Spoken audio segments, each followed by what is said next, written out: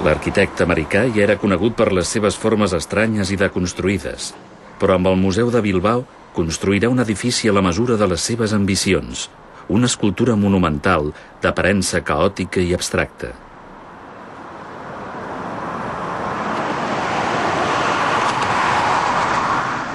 De fet, l'edifici és més llegible del que sembla.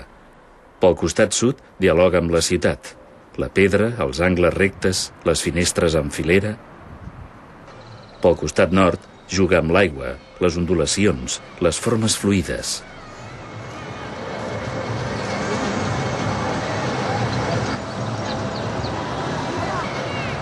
En aïllar els volums apareixen els perfils figuratius. Descobrim un transatlàntic. Una flor de metall amb pètals platejats.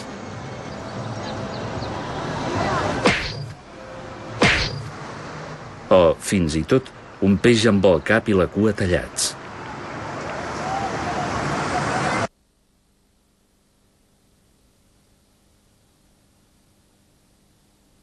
El peix i el seu moviment sempre han format part del meu vocabulari arquitectònic. Em sembla que això em deu venir d'un record d'infància.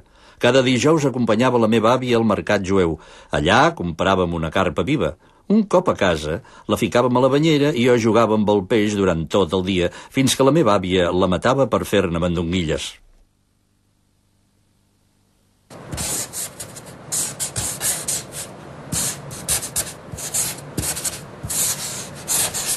Des dels primers esbossos de l'edifici ja trobem la imatge del peix.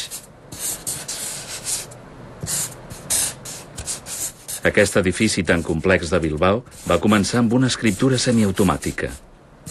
Frank Gehry combina l'inconscient dels seus traços de llapis amb les necessitats del projecte que cal construir. Tradueix els seus dibuixos en diversos volums. Els esbossos li permeten actuar com un escultor davant de la matèria.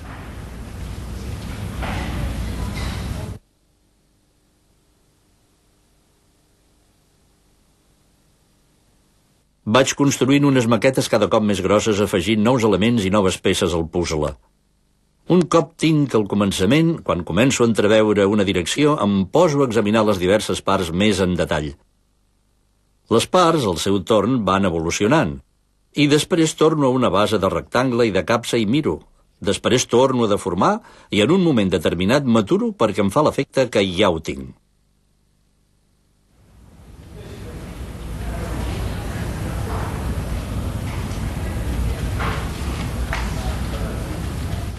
Un programa informàtic utilitzat en l'aviació resoldrà els problemes de construcció.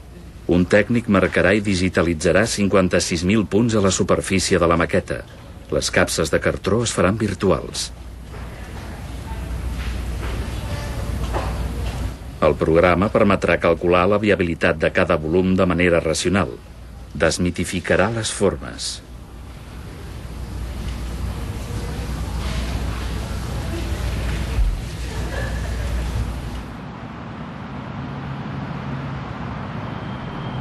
Un sistema de bigues metàl·liques servirà d'esquelet per a les formes arrodonides. Cada biga és diferent. Tot està retallat segons les indicacions del programa.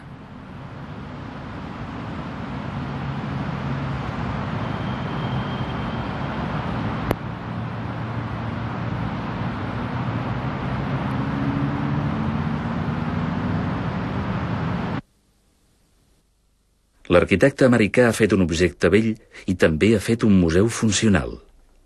Està repartit així. D'una banda, un magatzem, una cafeteria i un auditori, i de l'altra, 20 galeries a 3 nivells. Una mica en retirada hi col·loca l'administració.